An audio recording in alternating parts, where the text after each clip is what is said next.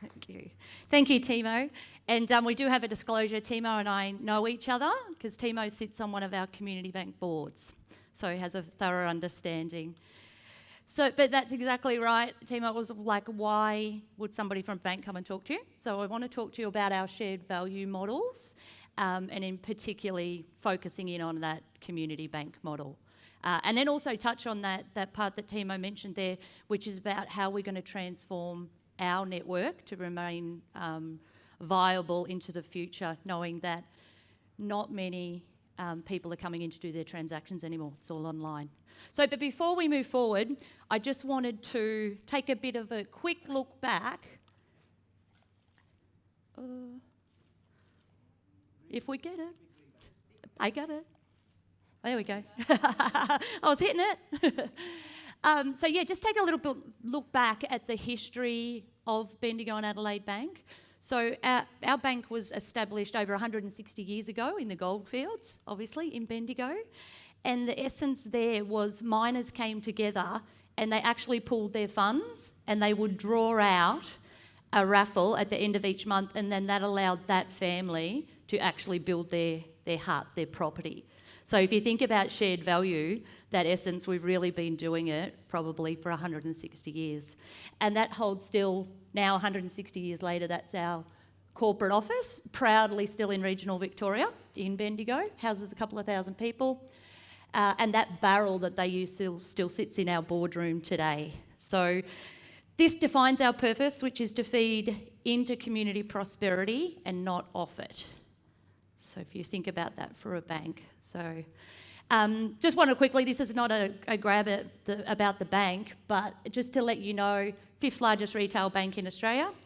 And we operate many, large organisation that operates many brands. And the one that I wanted to talk to you about, it's probably our most famous iteration of the shared value, is the community bank model that you can see up there.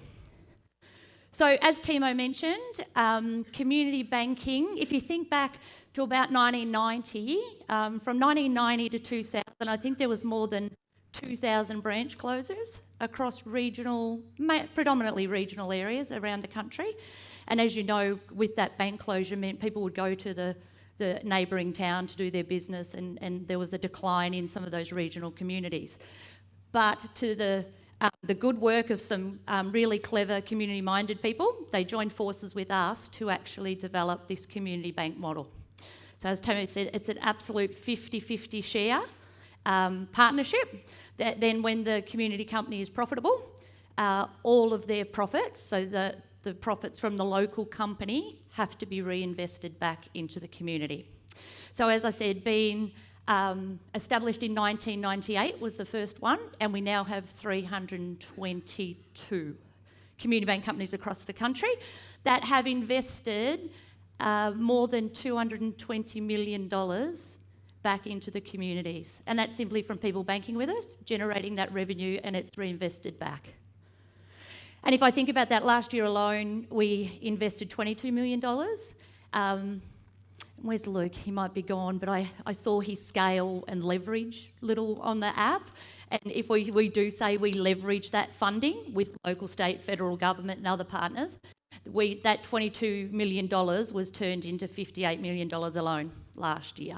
So, and not only that the money actually is invested locally, so we have a local board that decide where that money goes, as opposed to some of our decisions made out of Sydney or Melbourne. And the great benefit is that it's local ownership, so we've also invested $57 million back in local community dividends. So that's not dividends from Bendigo and Adelaide Bank's perspective, that's from those local companies. So a truly positive shared value initiative. So a lot of you might have seen this, the Harvard Business Review. There's a paper done around creating shared value, where our community bank model was recognised globally as a champion of creating shared value, among other awards. So what does this actually mean for us, or how do we have 4 guiding principles that we would follow? So the first one, is there a social issue strategy? And initially for us, it was that the banks were in town. So yes, it put a banking address that issue. But more importantly now, it's more about building a sustainable revenue income. Is the core business being applied? Yes, that's the banking business. Does the strategy achieve community and business success? And I'll answer that one. And has it resulted in a competitive advantage to us? So I'd love to show you a video, and our video is called Be the Change, would you believe it? So what we did, that's a real live customer, the branch manager. So the customer didn't know this was being filmed, the customers didn't, nor did they know that our community groups that we give the funding to, we're going to come in and thank them for doing their banking with us and for being the change makers. So if we could play the video, please.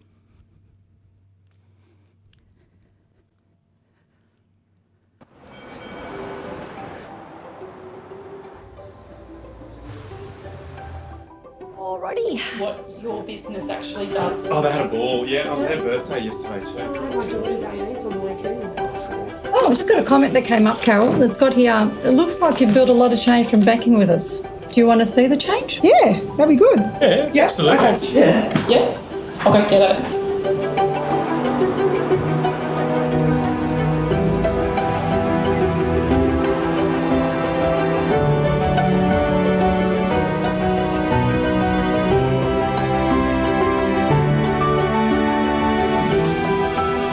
Carol? Yeah? Can you just pop out for a sec? Yeah. Oh my God.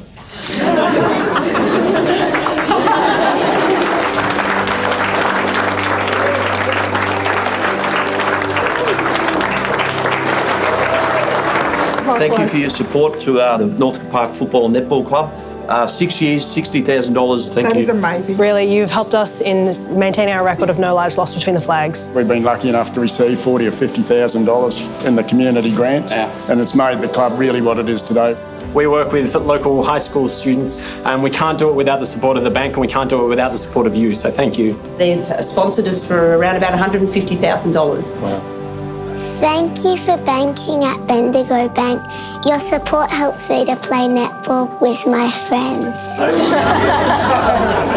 They actually donated a lot of money towards the skate park, and just on behalf of all riders in Mackay and Serena, young and old, thank you. I'm here to thank you on behalf of the Serena Men's Shed. You are supporting us. Without the community bank, who's given us upwards of $80,000, we've probably stopped at least 5 suicides, and we keep a lot of men out of hospital. Oh, my name's Paul. Yeah. The Bendigo Bank at Bunyip supplied a defib machine to the golf course. I died playing golf, and the defib machine was put in use and saved my life. So thank you. You're welcome.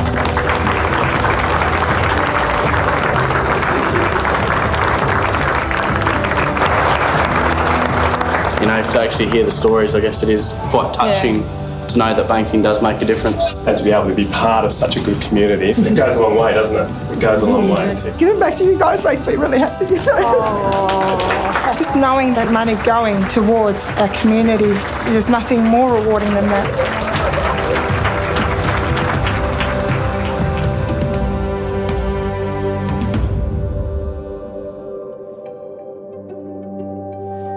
What do you think? Do you think that gives us a competitive advantage? Did you like that?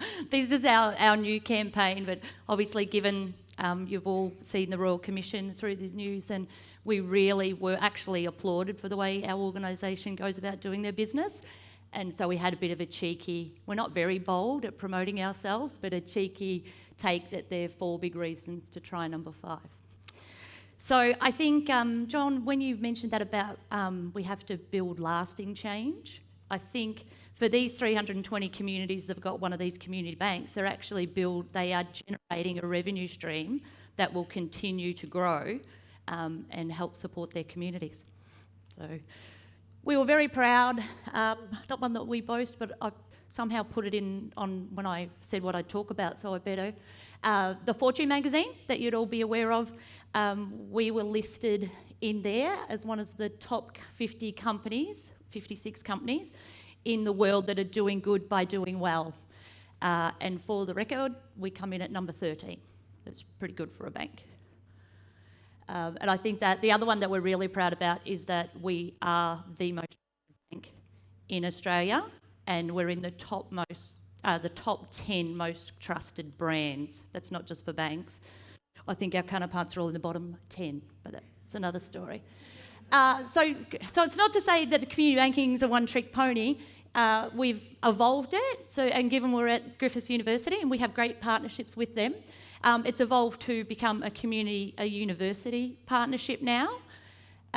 This is Deakin, so in Victoria, but you can see it looks completely different. The students designed their bank; it's a cashless hub, but exact same thing. The university purchased put up the funds for this site, and then 100% of the revenue will go back to the university. Another quick one is around the Alliance Bank. This is a new initiative for credit unions, so they're finding it really tough with legislation, the capital requirements they need. So we've struck a partnership with them where they hand back their banking licence and operate under ours, and they become BDCU Alliance Bank. Would have been BDCU Credit Union. So, but what that does, frees up their capital and allows them to do really cool stuff like this. So for Goulburn, where this was, they couldn't keep the apprentices or take off to Sydney. So they offer their kids now interest-free loans up to $5,000 and then mentor them through with a local business. So quickly, because I've only got 5 minutes left, it's gone very fast. The embracing change, I just looked at that in its simplest form, to make or become different. I think we are making a difference, and so, $220 million back. And the second part is that we need to become different. We know that. As a bank, we're less than 3% of our customers are coming in to do transactional banking in our branches. So we know we need to evolve, and we're embarking on the largest organisational transformation we've been through. So we've partnered again with a design group. They're called Design Thinking, because we're not the experts in this stuff. What does the customer experience really got to look like? This is our Norwood, we're calling them concept stores, so the ones we're trialling with, and they have a pop-up space in the front for small businesses and entrepreneurs to showcase their, because always in prime positions. Art galleries, Instagram walls, side hustles. We're trialling all this stuff to see how we would get our customers and potential new customers into our space. And the other part where Timo talked about is around digitalising our business. So how do we get our 600 bricks and mortar and actually mix that with the digitalisation? So we're really cool, partnered with a fintech called Ferocia in Victoria, because we weren't the experts in this, and they have built us the first fully clouded online bank, which is called Up Bank. So if you want to have a look at it, it's really cool, quite scary, because it actually will tell you how much you're spending, and then it calculates, it prepays your bills. It could tell you how much you've spent in any particular shop for whatever period of time you wanted. So it's worth if you want to have a look. It's a really cool, takes like 2 minutes to apply online. So, and I talked about trust. I just wanted to finish there. Given, I talked about, for us in our industry, trust is imperative to how we move forward. And 3 quick takeaways. If you want to go fast, go alone. And if you want to go far, go together. I didn't have much time to talk, but every one of our models is a partnership model. So we really think that partnering culture, that strategy works for us and our business. Embrace the change, and as I said, build trust with no compromises. That goes back to that, as a bank, we need to honestly, as an organisation, be true to that core that what we're doing is building prosperity in communities.